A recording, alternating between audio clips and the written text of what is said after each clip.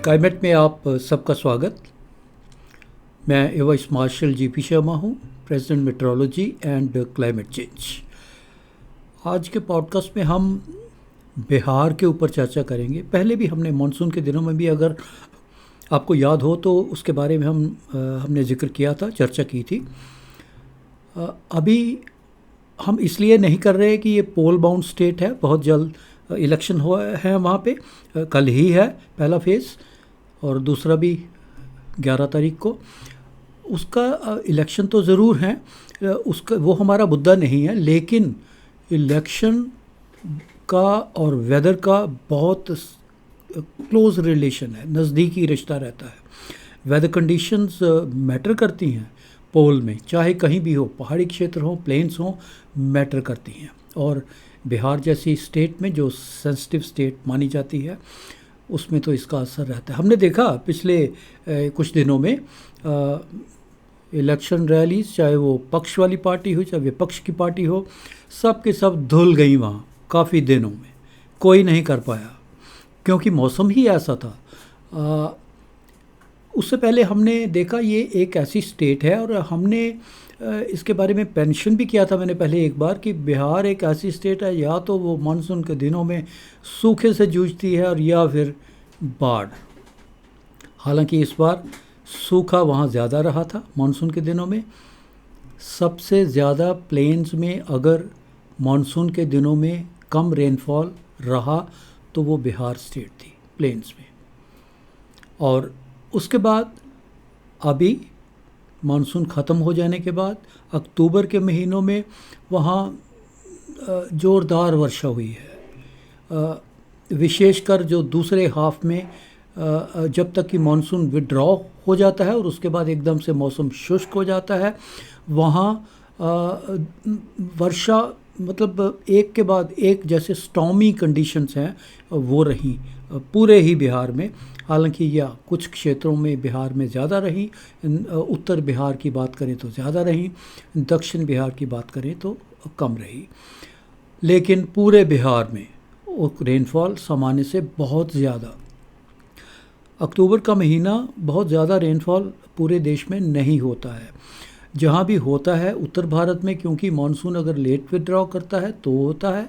दक्षिण भारत में क्योंकि नॉर्थ ईस्ट मानसून का अराइवल होता है इन दिनों, जो कि हुआ इस बार समय से करीब पहले ही हुआ, थोड़ा 15-16 अक्टूबर के पास, और उसके कारण वहाँ वर्षा होती है।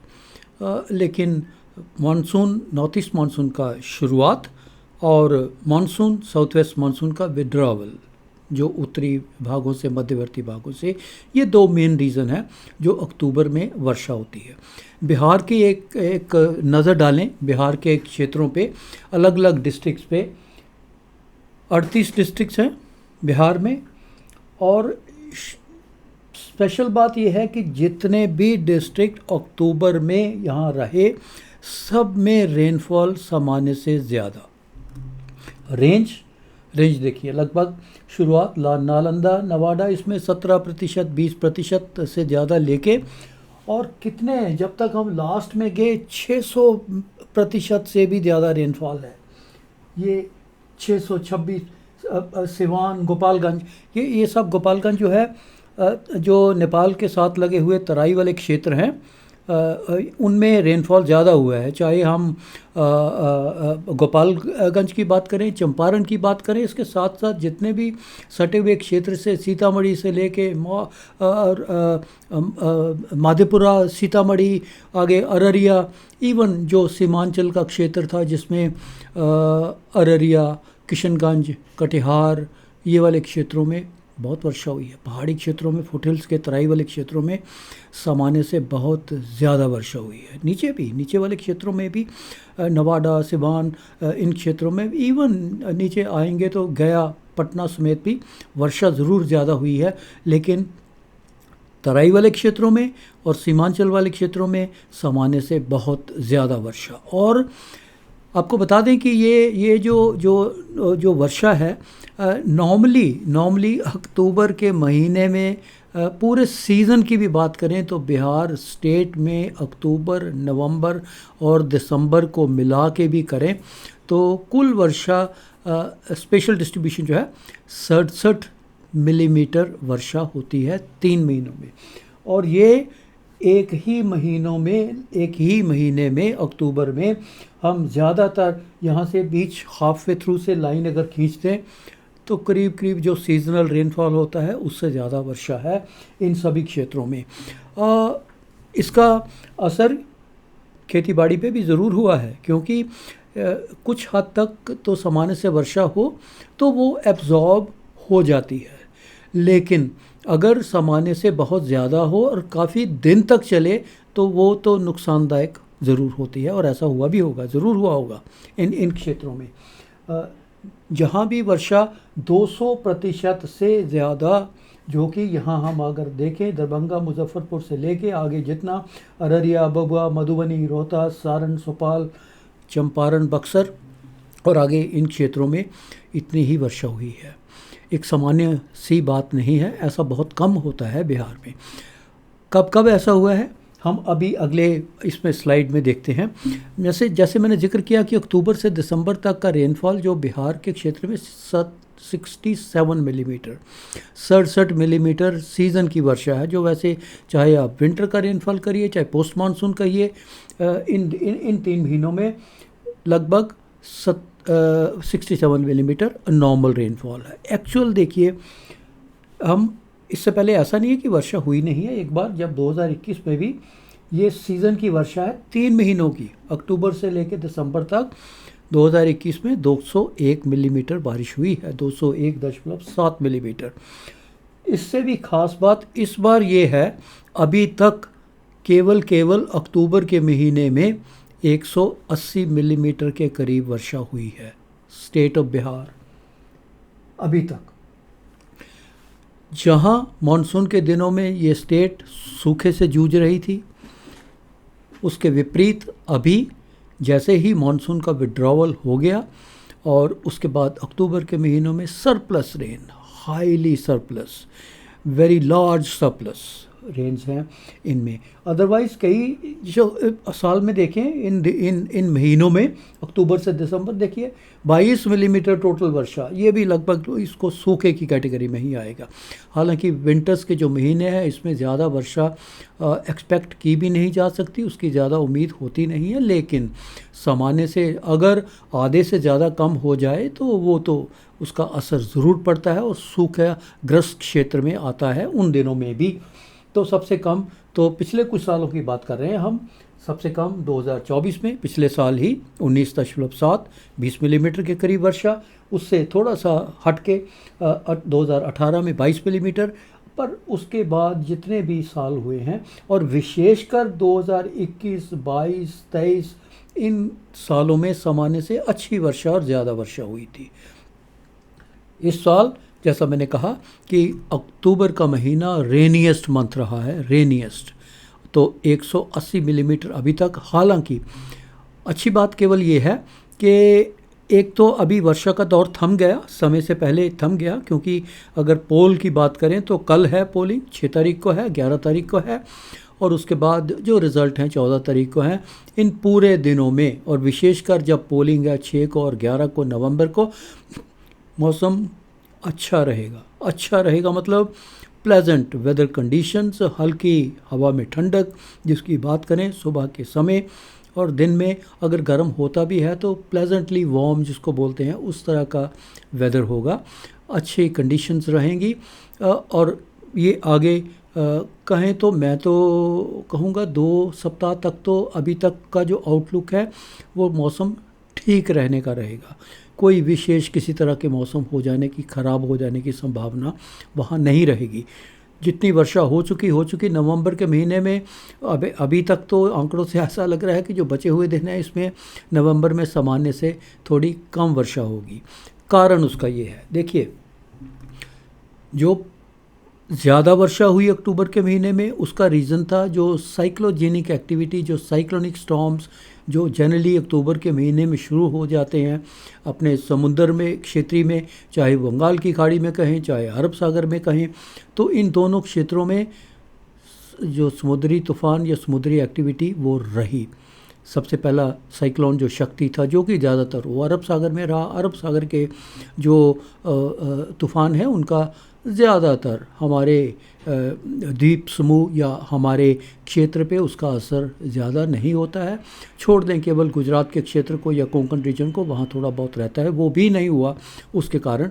हाँ, जो मोन्था स्टॉर्म था, साइक्लोनिक स्टॉर्म, एक सीवियर साइक्लोनिक स्टॉर्म था, उसका असर ज़रूर देखने को मिला और उसी का ही नतीजा था ये बिहार में उसके रेमिनेंट जो थे साइक्लोनिक स्टॉर्म के 12-18 घंटे तक तो वो अंदर आके भी थोड़ा वीक होने में समय लगा उसको, और उसके बाद जैसे उसने उसका ट्रैक रिकवर हो गया, झारखंड से बिहार से होते हुए वेस्ट बंगाल और पूर्वोत्तर भारत की तरफ बढ़ा, और वहाँ पर उसका क्योंकि मूवमेंट थोड़ा स्लो हो गया था और वैसे भी लैंड के ऊपर आके थोड़ा जैसे ही सिस्टम वीक हो जाते हैं, डिफ्यूज़ हो जाते हैं, एनर्जी कम हो जाती है, जितनी एनर्जी कम होगी उतना ही मूवमेंट उसका स्लो हो जाएगा।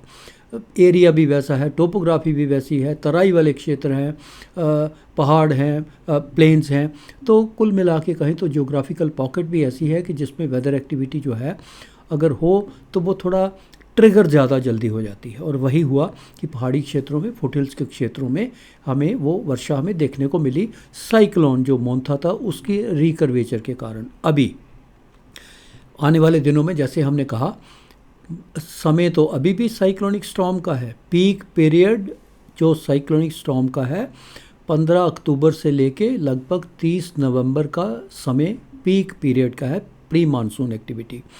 और ज़्यादातर स्टॉर्म जब हम कहते हैं तो वो बंगाल की खाड़ी में ही बनते हैं, और इन दिनों के स्टॉर्म जो हैं ये पूरे नवंबर के पूरा कोस्ट लाइन आंध्र प्रदेश से लेके, और आंध्र प्रदेश, उड़ीसा, उसके साथ वेस्ट बंगाल, हालांकि नेबरिंग जो कंट्रीज़ हैं बांग्लादेश और म्यांमार वो भी रिस्क पे ज़रूर रहते हैं, लेकिन ज़्यादातर हमारी कोस्ट लाइन ज़्यादा रिस्की रहती है आंध्र प्रदेश से लेके। और नवंबर के महीने की बात करें तो मैं कहूँगा उड़ीसा और वेस्ट बंगाल, ये दो स्टेट ज़्यादा रिस्क पे रहती हैं। अच्छी बात केवल ये है कि अभी जो ये स्टॉर्म निकल गया है मोन्था, इसके बाद और कोई सिग्निफिकेंट स्टॉर्म कोई बनने वाला नहीं है। हालांकि कंडीशन ये है, हमने अपनी वेबसाइट पे भी लिखा है, हमने स्टोरी भी लिखी है कि एक बहुत ही स्ट्रॉन्ग टाइफून अभी दक्षिण चाइना सी में है, दक्षिण सागर में है, चीन सागर, चीन के समुद्र में। वो कल ही के दिन वो फिलीपींस को क्रॉस किया, फिलीपींस सी से क्रॉस होने के बाद उसमें बहुत नुकसान किया वहाँ फिलीपींस रीजन में, और उसके बाद से आगे वो बढ़ के अभी साउथ चाइना सी में है। और उसके बाद कल वो देर रात तक उसको चाइना का कोस्ट लाइन जो है वो, और उसके साथ ही साथ जो पूर्व एशियन कंट्रीज़ हैं जिसमें कि वियतनाम आता है, उसके तट को पार करने की संभावना रहेगी कल देर रात। और उसके बाद वो वहाँ से होते हुए जैसे वियतनाम, लाओस, उसके आगे और चलें तो थाईलैंड और बर्मा, म्यांमार रीजन से वो आगे और बढ़ेगा। यही सिस्टम्स हैं जो बाद में बंगाल की खाड़ी में आके एक बार फिर से तेज़ी पकड़ते हैं, और इनके कारण ही कई बार हमारे जो सीज़ हैं, इंडियन सीज़ और विशेषकर बंगाल की खाड़ी में जो तूफ़ान बनते हैं, इन्हीं के कारण ही बनते हैं समुद्री तूफ़ान जो बनते हैं। अच्छी बात जो मैं कह रहा हूँ को ये है कि ऐसा लग नहीं रहा, हालांकि वो सिस्टम आएगा ज़रूर बंगाल की खाड़ी में।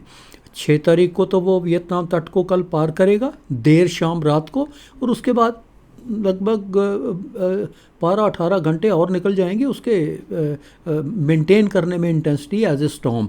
इवन जब अंदर थोड़ा भीतर आ जाएगा उसमें क्षेत्रों में, लाओस के क्षेत्र में और थाईलैंड के क्षेत्रों में, और जब तक वो म्यांमार के क्षेत्रों में और बंगाल की खाड़ी के आसपास पहुंचता है तो वो एक हल्का सा डिप्रेशन या well mark low pressure area बनेगा, वो फिर एंटर करेगा हमारी बंगाल की खाड़ी में। East central bay of Bengal, पूर्वी मध्य बंगाल की खाड़ी, जिसका जो कि जैसे म्यांमार और बांग्लादेश तट के साथ साथ जो बंगाल की खाड़ी का एरिया है वहाँ से वो एंटर करेगा, गल्फ ऑफ मर्तबान उसके आसपास से भी पर अच्छी बात यह है कि कुछ लग नहीं रहा, क्योंकि जो सतही तापमान है उनका बहुत महत्वपूर्ण एक अंश होता है।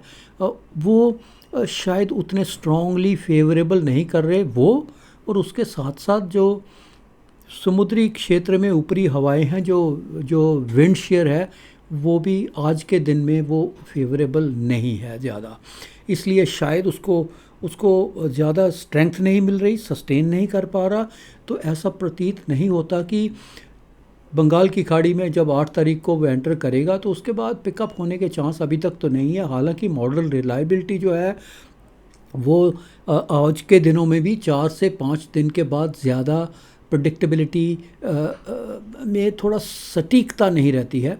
वो उसको हम रिव्यू करेंगे, लेकिन आज के दिन में कोई ऐसा नहीं लग रहा कि वो सिस्टम आ जाने के बाद हमें किसी प्रकार का खतरा महसूस हो। पूरे जो पूर्वी तट है वो ऐसा लग रहा है कि जैसे वो सिस्टम अगर आएगा तो स्प्रेस होकर थोड़ा दक्षिण की तरफ बढ़ के नॉर्थ ईस्ट मानसून का हिस्सा बन के वो केवल जो कोस्टल एरियाज़ हैं, तटवर्ती क्षेत्र हैं, चाहे तमिलनाडु हो या दक्षिणी आंध्र प्रदेश हो, उस पे आगे बढ़ते हुए उन क्षेत्रों को ज़रूर असर डालेगा। रेन, थंड शावर, अच्छी वर्षा ज़रूर होगी, लेकिन जो स्टॉर्मी कंडीशंस हैं वो शायद उन क्षेत्रों में भी ना हो। उसके बारे में जब तक हम अगला पॉडकास्ट करेंगे जानकारी और अच्छी तरह से उपलब्ध हो जाएगी, मिल जाएगी। और अगर ऐसा कुछ देखने में आता है तो हम आपके साथ उसके बारे में ज़रूर शेयर करेंगे। तो आज के दिन में हमने बिहार पे चर्चा इसलिए की है कि ये एक पोल बाउंड स्टेट भी है, प्लस एक्सट्रीमिटीज़ ऑफ वेदर देखने को मिली हैं इस स्टेट में। मानसून में अलग वजह से कि रेनफॉल बहुत ही कम हुआ, और पोस्ट मानसून में इसलिए कि रेनफॉल सामान्य से बहुत ही ज़्यादा है। आने वाले दिनों में नवंबर दिसंबर में भी वर्षा ज़रूर होती है, लेकिन 15 दिन तक लगभग कोई ऐसी संभावना नहीं लग रही है। ज़्यादातर हिस्सों में बिहार के क्षेत्रों में तापमान में कमी एक बार ज़रूर आएगी। और अगले पॉडकास्ट में हम जिक्र करेंगे कि लगभग सर्दी का मौसम कैसा रहने वाला है। काफ़ी विविधता चल रही है उसके बारे में। कभी कोई एजेंसी बता रही है बहुत हार्श विंटर होने वाली है, कोई कह रही है नहीं इतना नहीं होने वाला है। हमने शुरू से ही स्काईमेट ने ये मेंटेन किया था कि ला नीना का असर इतना नहीं होने वाला है, क्योंकि बहुत ही कम समय के लिए ला नीना बहुत ही कमज़ोर ला नीना है, इसलिए उसका असर नहीं होने वाला है इतना ज़्यादा। और एक सामान्य सी जो स्थिति देखने को मिलती है विंटर के महीनों में, वैसा ही विंटर रहेगा। उसके बारे में और जानकारी हम आपके साथ साझा करेंगे अगले पॉडकास्ट में। आज के पॉडकास्ट में केवल इतना ही। और आप ये, जैसा हम हर बार कहते हैं, ये अपने चैनल, अपने मीडिया, अपनी साइट के साथ साथ इसको आप एप्पल पॉडकास्ट, जियो सावन, स्पॉटिफाई, इन प्लेटफॉर्म्स पे भी इसको जाके देख सकते हैं। आप अपने विचार ज़रूर हमारे साथ साझा करें। आपका हमारे साथ जुड़ने के लिए बहुत बहुत धन्यवाद।